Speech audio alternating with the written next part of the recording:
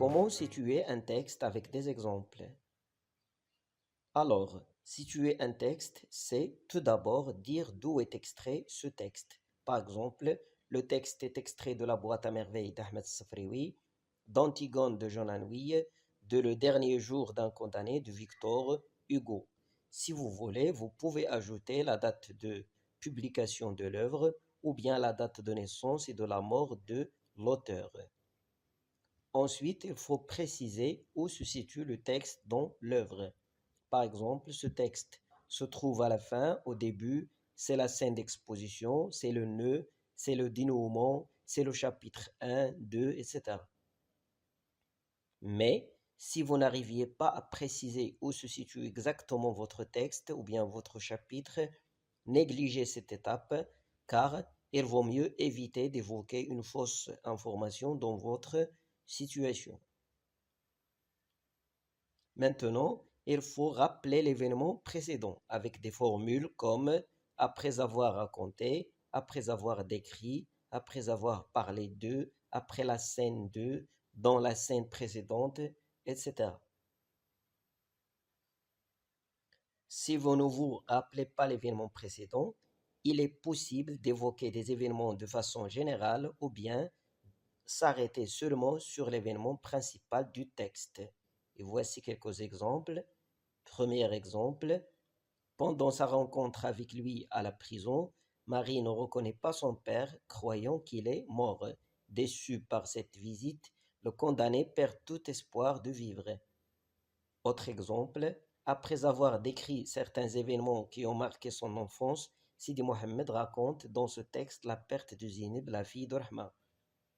Dernier exemple, après avoir rejeté toutes les tentatives pour la faire dissuader d'accomplir son projet fatal, Antigone est arrêtée par les gardes en flagrant délit en train d'ensevelir le cadavre de son frère. Vous remarquez que dans le premier exemple, on n'a pas évoqué d'événements précédents. Dans les deux derniers exemples, on a évoqué des événements d'ordre général. Attention, il faut éviter d'évoquer des événements situés trop loin par rapport à votre texte. Par exemple, après avoir décrit Dar Shwafa et ses locataires, l'enfant relate sa visite avec sa mère à la Kissaria. Ici, la description de Dar Shwafa au début, la visite à la Kissaria au milieu du roman. Un autre exemple, dans ce chapitre, le condamné décrit son trajet vers la conciergerie après avoir fait le compte du temps qui lui reste avant de mourir.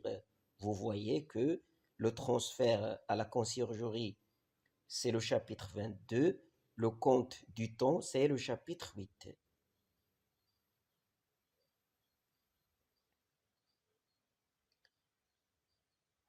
Maintenant, il faut citer l'événement principal dans le texte, mais sans s'arrêter sur les détails.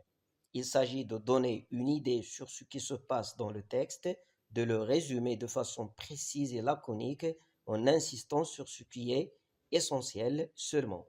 Par exemple, l'enfant fait la description du bain lors d'une visite avec sa mère. Le père vient de perdre son argent et décide de voyager pour travailler dans la moisson. Le condamné fait le compte du temps qui lui reste avant l'heure de l'exécution.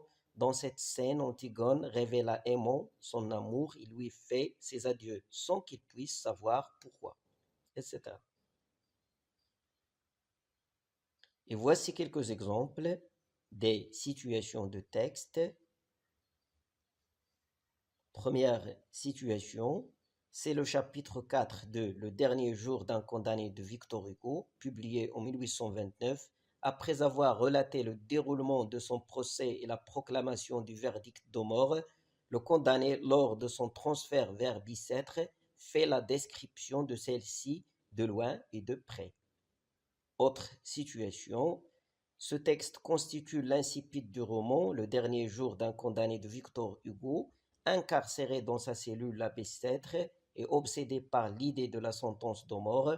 Le condamné confie au lecteur ses sentiments de douleur et d'angoisse qui le déciment tout en regrettant les moments heureux de son passé lorsqu'il était libre. Un autre exemple, Chapitre 26. Après être transféré à la conciergerie, le condamné s'adresse à sa fille Marie, lui exprimant son extrême inquiétude sur son avenir et accusant de criminel et d'inhumaine une société qui tue le père d'un enfant. Une autre situation concernant la boîte à merveilles. Le texte est extrait de la boîte à merveilles d'Ahmed Sfrewi.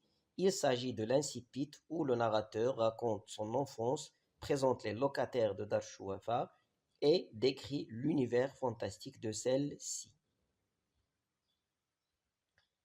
Une autre situation, ce texte qui fait partie de l'exposition est un extrait d'Antigone de John Henry. Après la présentation des personnages du cadre spatio-temporel de l'histoire et du mythe d'Antigone, dans cette scène, la nourrice reproche à Antigone d'être sortie la nuit et cherche vainement à savoir les causes de ce geste impardonnable.